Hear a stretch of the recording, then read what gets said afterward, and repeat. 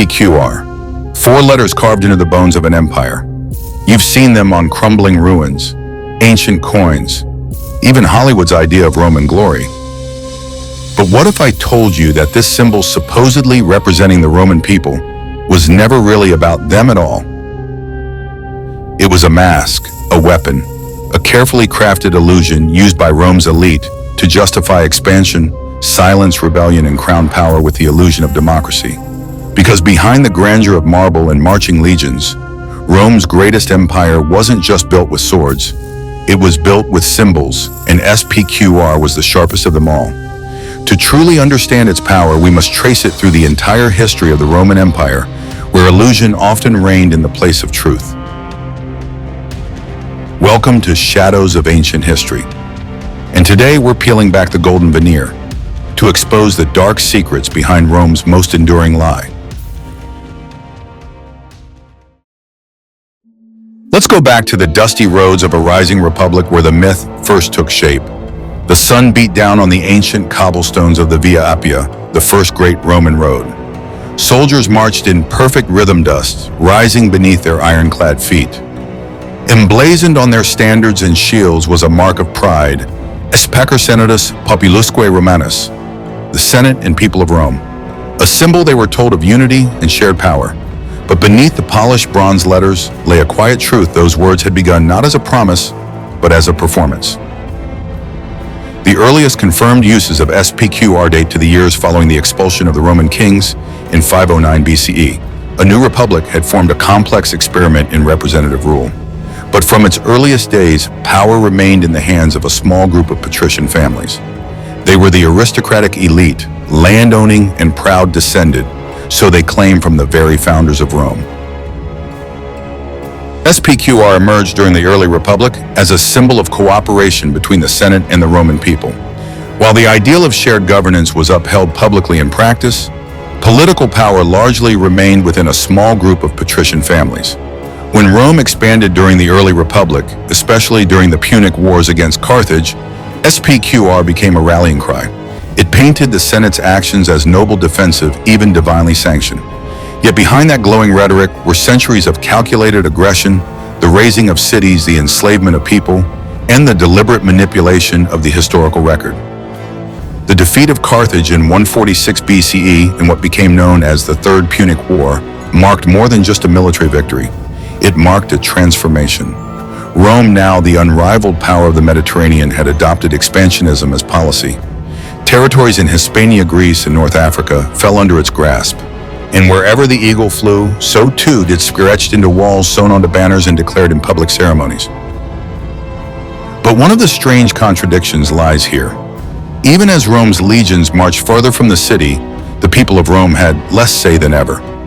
Voting assemblies grew bloated and meaningless. Elections were increasingly swayed by wealth and force. Laws passed in the name of the people were often crafted by a few powerful men behind closed doors. Still, the letters SPQR marched ahead, performing the role of legitimacy. Historians still debate whether the Roman people believed in the symbol or simply endured it. After all, the illusion was powerful. Temples bore the mark. Public works, aqueducts, theaters, bathhouses were unveiled with ceremonies praising the Senate and people of Rome. Bread and circuses distracted the masses, while subtle messages reinforced the myth of shared glory. One lesser-known but revealing incident took place in 133 BCE with the death of Tiberius Gracchus. As a tribune of the people, Tiberius had pushed for land reforms, an attempt to redistribute public land back to Rome's poorest citizens. His proposal was met with fury by the Senate.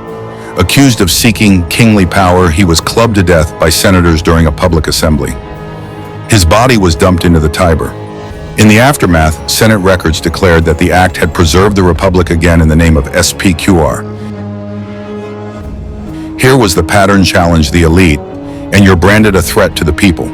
Preserve the elite, and you're praised as a savior of Rome. The symbol became a mirror showing the republic not as it was, but as it wanted to be seen. Meanwhile, SPQR grew stronger as a brand. It adorned the standards of victorious legions who marched into cities far from the Tiber River. In Gaul and Numidia, in the highlands of Dalmatia, it was a symbol of invincibility. Yet to many outside Rome, SPQR meant something else entirely: occupation. Modern interpretations sometimes speculate on how provincials viewed Roman rule. Though no definitive inscriptions reflect dissent in this phrase, the idea raises an important question: did all subjects see SPQR as a symbol of representation or at times as an emblem of dominance? Whether it was a cry of dissent or a bitter joke, no one can say for certain. But it echoes something deeper: the knowledge, even in distant provinces, that SPQR's glory came with chains. By the late 2nd century BCE, Rome was changing. The Republic stretched thin. Its provinces were restless. Generals like Marius and Sulla began rising not through senatorial favor but through personal armies and brute force. And still, SPQR marched on, used to bless civil war to justify bloodshed between Romans themselves. Because the true brilliance of the symbol was its flexibility. SPQR could mean unity or war, order or fear. Whatever the Senate needed it to mean in the moment it became. It was not a statement of fact, but a tool of control. A whisper beneath every decree: this is not just power, it is your will. And so the dark secret behind SPQR began to unfold, not in a single moment of betrayal, but in the slow erosion of meaning. As Rome's enemies fell and its walls grew taller, the people it claimed to represent grew smaller in its shadow. The empire hadn't arrived yet, but the symbol that would help it rise had already conquered the world. And as Rome's legions marched farther from the Tiber and deeper into myth, its senate halls echoed with a new kind of silence, one not born of peace but of pretense. Behind the polished speeches and solemn rituals, power no longer whispered. It performed. The Senate chamber echoed with sandals on marble, dozens of voices weaving through the vaulted stone like a choir of policy and performance. At its center stood the Curia Hostilia, the heart of the Republic's political stage.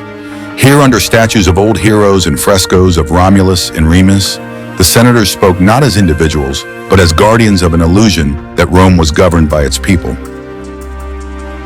Outside the building, the inscription SPQR gleamed in the sunlight, carved into pediments and painted on banners.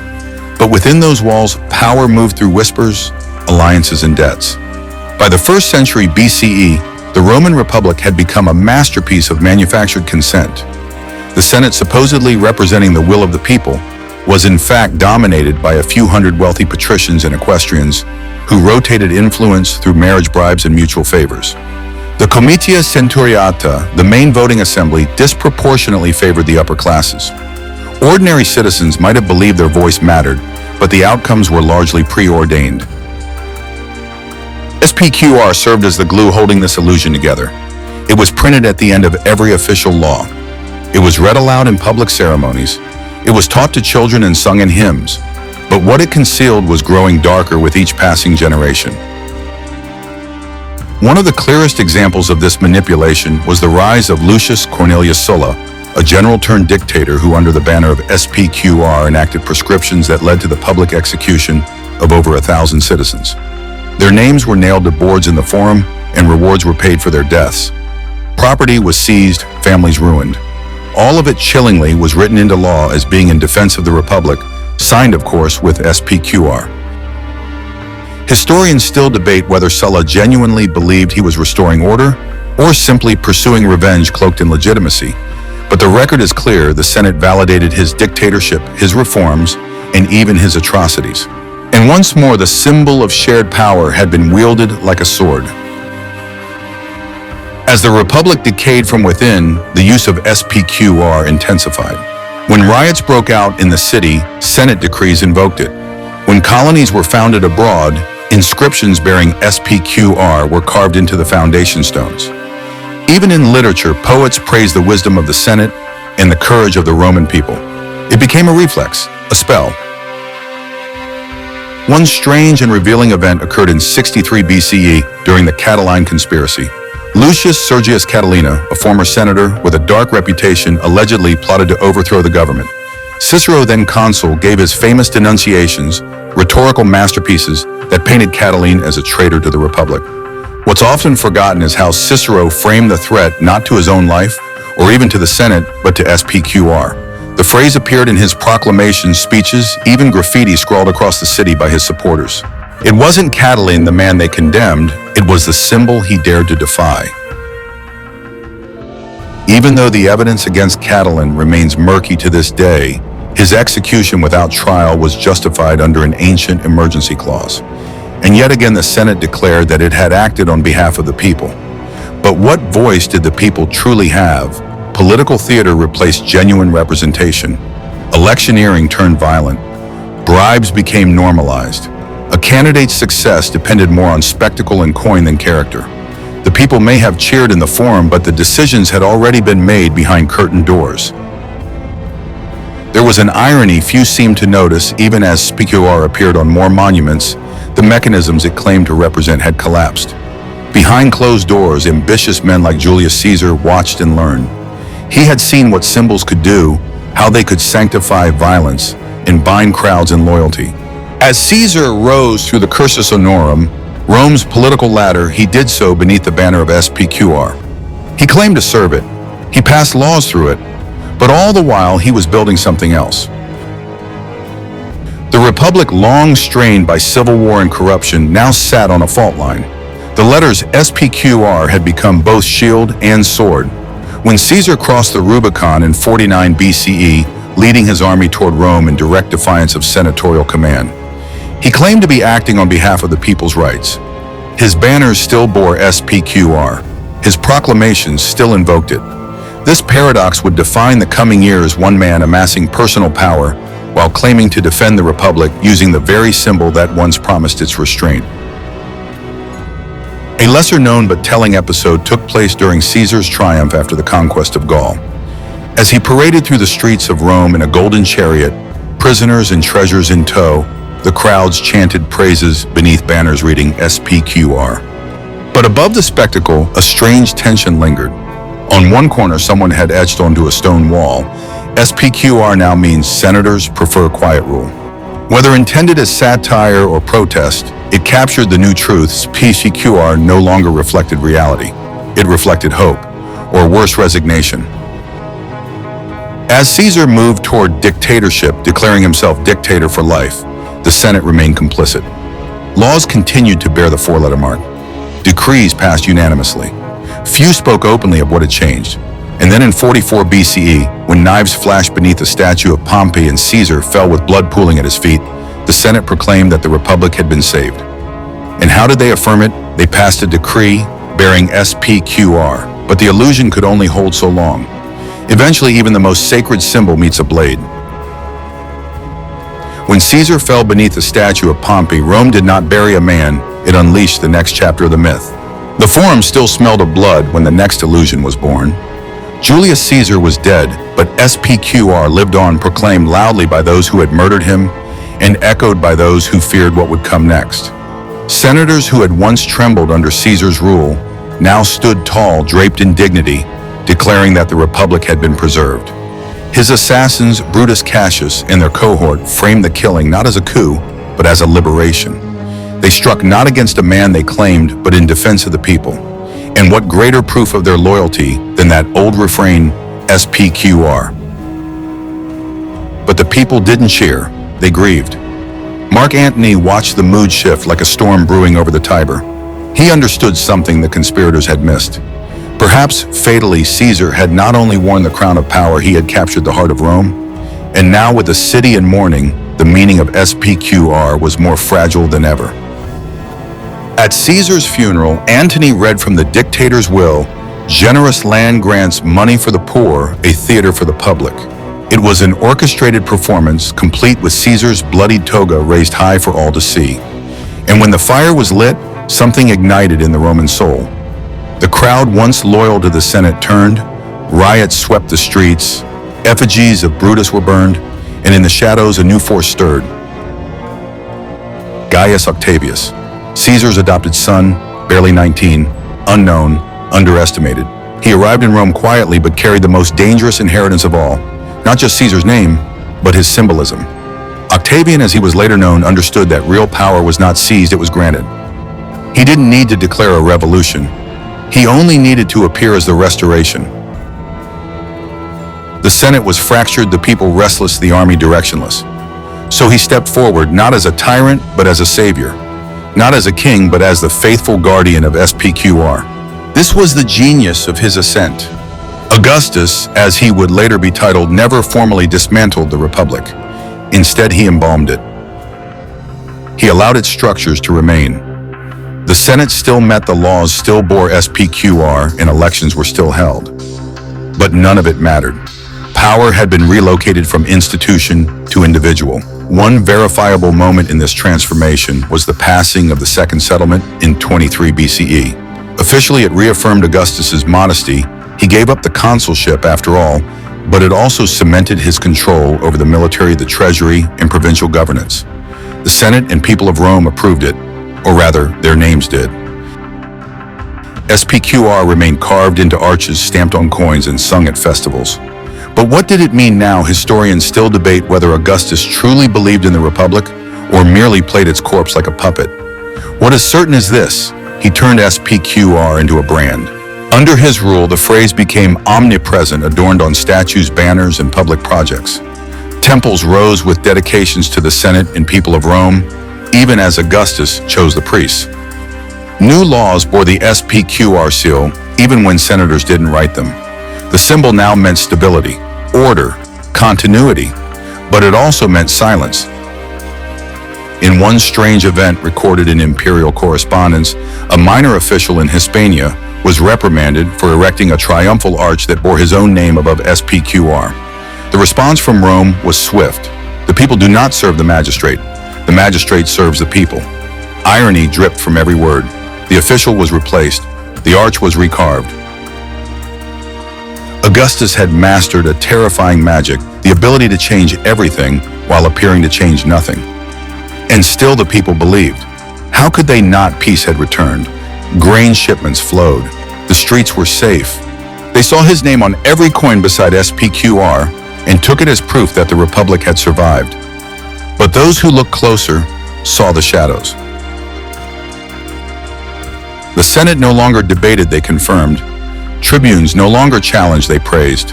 And SPQR, once a promise of participation, had become a mural painted over a locked door. Augustus even created a myth to sanctify this transformation, the Ara Pacis, the altar of peace. Carved reliefs showed Rome's greatness, its fertility, its future. SPQR was featured prominently as if the gods themselves had blessed the arrangement. But no depiction showed the Senate as it truly was, neutered and ornamental. In the countryside, rural towns were required to display SPQR on public buildings as a sign of loyalty. It was no longer a declaration of shared governance, but a badge of obedience. Those who resisted were accused of impiety or worse, treason, and so the spell held. Augustus never called himself a king. He didn't need to. He wore the crown in every whisper, every marble inscription, every coin pressed into a farmer's palm. What began as a phrase uniting Senate and people had been inverted. Now SPQR united them only in subordination. By the time Augustus died in 14 CE, the transformation was complete. The Republic was dead, yet unburied. Its ghost lingered in ceremonies, statues, and symbols. And SPQR, once a shield for collective voice, had become the empire's most polished mirror, reflecting not the people's power, but the emperor's will. The stone monuments remained. The letters SPQR still shimmered on the marble faces of arches, milestones, and government decrees. To the untrained eye, the Roman people still ruled, still gave legitimacy to emperors, still shaped the fate of their world. But under the weight of empire, the symbol had drifted from meaning into ritual. Rome, now sprawling from Britannia to Egypt, had entered an age of spectacle. Under emperors like Tiberius, Caligula, and Nero, the veneer of republican values thinned with every passing year. Yet square was never removed. Instead, it was repurposed. Tiberius Augustus's reluctant successor kept the formalities alive. He addressed the Senate, passed laws through it, and adorned coins with the familiar four letters. But power had calcified. The Senate deferred reflexively, and the Roman populace, once envisioned as co-rulers, had become spectators. Still, the stage was meticulously maintained. SPQR was now stamped onto military standards, not as a declaration of shared sovereignty, but as a brand of imperial legitimacy. The soldiers did not fight for the people. They fought for emperors who claimed to embody the people's will. When legions crushed uprisings or expanded frontiers, They did so under banners that declared loyalty not just to Rome, but to a symbol whose truth had long since vanished. And yet some within the empire still believed in it or needed to. One strange and haunting example came from the reign of Caligula, infamous for his madness and excess. At the height of his rule, he ordered a colossal statue of himself built within the Temple of Jupiter, replacing the god's head with his own. The Senate, terrified but complicit, approved the plan in ceremonial language, in honor of the divine will and for the glory of SPQR. Here the symbol had been twisted into blasphemy. It wasn't the people's voice nor the Senate's will. It was a rubber stamp for imperial delusion. And still it was spoken, whispered, engraved, as if repeating it often enough might make it true again. Historians still debate whether Rome's citizens saw through the farce or simply accepted it as the price of peace. After all, the grain still arrived. The game still dazzled. Under Nero, the illusion reached its theatrical zenith. He played the lyre while Rome burned, yes, but more subtly, he played the Republic like an instrument. His public decrees sang praises of SPQR, even as he executed senators' stifled dissent and built his golden house atop the ashes of the city. On the gates of that palatial estate, workers etched the phrase, dedicated to the Senate and people of Rome. It was a dark joke visible to all who passed, and yet it persisted. Because SPQR had become a ritual, not a reality. Like incense in a temple whose god had departed, it filled the air with familiarity and soothed the fear of change. The empire may have been autocratic, but the people still cheered for symbols they no longer owned. But not everyone was fooled. Tacitus, the sharp-tongued historian of imperial Rome, wrote bitterly of the Senate as a body stripped of its soul. He never denied SPQR's presence, only its relevance. Beneath the surface, other voices whispered the same. Graffiti in Pompeii, preserved under ash, after Vesuvius erupted in 79 CE, reveals a strange contradiction. Some walls praise SPQR in reverence, while others mock it in crude satire. SPQR senators prefer quieter riches.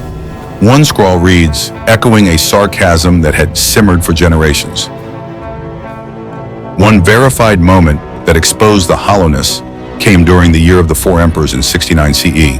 After Nero's suicide, chaos gripped the empire. Galba, Otho, Vitellius, and finally Vespasian all claimed the throne in rapid succession, and each without exception issued coins, proclamations, and oaths using the banner of SPQR. Four emperors, four factions, one shared lie. It became clear that SPQR no longer represented stability or legitimacy.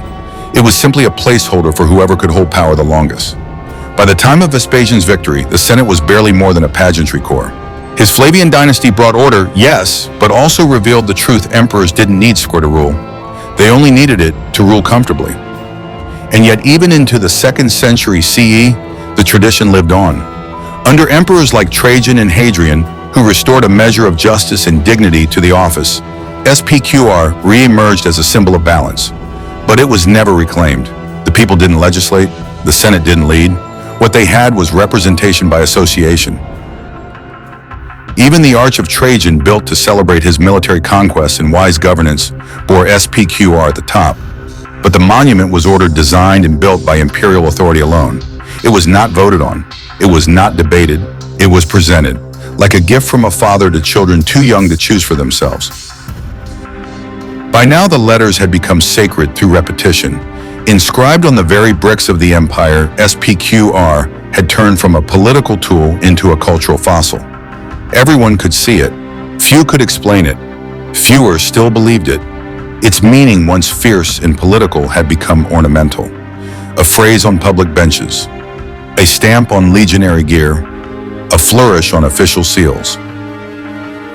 And in that drift from power to poetry, SPQR sealed its fate not as the soul of Rome, but as the whisper of a ghost the empire refused to bury. The empire carried SPQR on its shoulders like an ancient relic, venerated, displayed, but hollowed out. Its meaning had dulled, yet its visibility never waned. As emperors rose and fell, as marble turned to dust and provinces rebelled, the symbol endured not as a reflection of the people's will, but as a monument to what had once been. By the 3rd century CE, the cracks in the imperial machine were undeniable. Civil war, economic collapse, and plague tore through Rome. Emperors came and went with terrifying speed, often murdered by their own soldiers or rivals. And still coins were struck bearing fire. Edicts were issued with it. Victory arches were erected in its name. It was now little more than a ceremonial echo. The Senate itself, once the foundation of the Republic, had become little more than a gallery of silent faces. Under Diocletian, reforms split the empire into eastern and western halves, ushering in the era of the Tetrarchy. Power was no longer even pretend shared.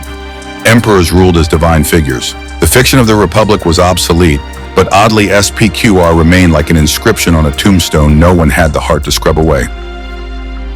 One strange but revealing episode occurred during the reign of Maxentius, an emperor who fought against Constantine in the early 4th century. In a desperate bid to invoke legitimacy, he revived SPQR not just in law, but in urban art. He commissioned public buildings, temples, and statues across Rome, inscribed with SPQR in bold letters, attempting to cloak his rule in the authority of tradition. But Constantine saw through it. At the Battle of the Milvian Bridge in 312 Maxentius drowned in the Tiber, and Constantine marched into Rome hailed not as a servant of the people, but as the chosen of God. From that point forward, SPQR drifted into irrelevance. The new Christian emperors no longer needed republican symbols. They needed divine ones. Crosses replaced eagles. Bishops replaced senators. And by the time Rome was sacked in 410, Caesar had become a footnote, still carved into ancient buildings, still echoing in ceremony, but politically meaningless. Historians still debate when exactly Caesar died. Some say it was with Augustus, others with Constantine, but its ghost endured far beyond the fall of Rome. For centuries, the symbol remained frozen in stone, but then it came back to life. In the late Renaissance Rome, no longer a mighty empire but a city of ruins, began rediscovering its past. Humanist scholars unearthed ancient manuscripts in Roman art. SPQR reappeared in intellectual circles, admired not for its politics, but for its aesthetic. The phrase once used to crown conquest now adorns city crests and scholarly treatises. But in the 20th century, SPQR took on a more ominous tone. Under Benito Mussolini, the fascist regime of Italy attempted to resurrect the Roman Empire, not just in architecture or rhetoric, but in symbols. SPQR was revived as a nationalist brand. It appeared on uniforms, flags, government buildings, framed as proof of Italy's ancient destiny. Mussolini marched through the Roman Forum like a shadow of Caesar, invoking SPQR in fiery speeches, while rewriting the Republic's story as one of Italian greatness. Statues were restored, roads were renamed, and the old phrase, now infused with a modern agenda, was wielded as justification for authoritarianism. A symbol once meant to declare the people's authority had become a tool of state propaganda again. Even after fascism fell, SPQR persisted. Today, the letters are emblazoned on manhole covers in modern Rome. They decorate police uniforms. They're printed on city buses. Tourists pose beside them. Locals wear them with pride, but few stop to ask, what does it mean now? Some say it's just tradition, civic pride. Others say it's irony. In American popular culture, SPQR has shown up in unexpected places. Tattoos on soldiers' crests in video games, titles of books and TV shows. It represents strength, order, Rome. But that's the danger, isn't it? Symbols don't need truth to be powerful. They only need memory or the illusion of it. Because SPQR's greatest trick was not conquering the world. It was convincing the world that it always stood for something noble, even when it was used to justify tyranny, silence the powerless, and elevate the few above the many. And so in every age, rulers have tried to cloak themselves in its authority. From Augustus to Mussolini, from generals to senators, from ancient inscriptions to modern logos. SPQR endures, not because the people rule, but because we still want to believe they did. The echoes of empire don't always roar. Sometimes they whisper. SPQR, 4 letters once etched into shields, altars, and the hearts of legions, has outlived the very system it claimed to represent. From marble halls to manhole covers, from banners of conquest to the backs of buses, its presence persists. But its meaning has shifted, softened, and in some places disappeared entirely. Symbols are strange things. They outlive facts, they blur memory. They let us feel connected to something greater even when we've forgotten the story behind the stone. SPQR was once a cry of civic unity. Then it became a tool of propaganda. And finally it settled into a kind of myth, a fossilized idea too sacred to question, too familiar to forget. To understand how that transformation happened, we have to look at SPQR through the long lens of time, through the entire history of the Roman Empire from its republic roots to its imperial illusions. Rome did not fall in a single day, nor did its ideas. And SPQR was never just about governance. It was about control, about narrative, about who gets to speak on behalf of the many and who quietly benefits from that illusion. Today we still live in the shadows of symbols. We wear them, vote under them, salute them. But the question remains, do they still mean what we think they mean? Or are we too reciting the chorus of a play whose actors have long since left the stage?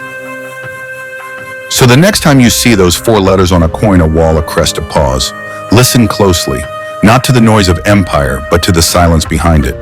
Because power often arrives dressed as tradition, and symbols once believed to guard freedom may instead be the ghosts of freedom lost. And sometimes the oldest lies are carved in the deepest stone.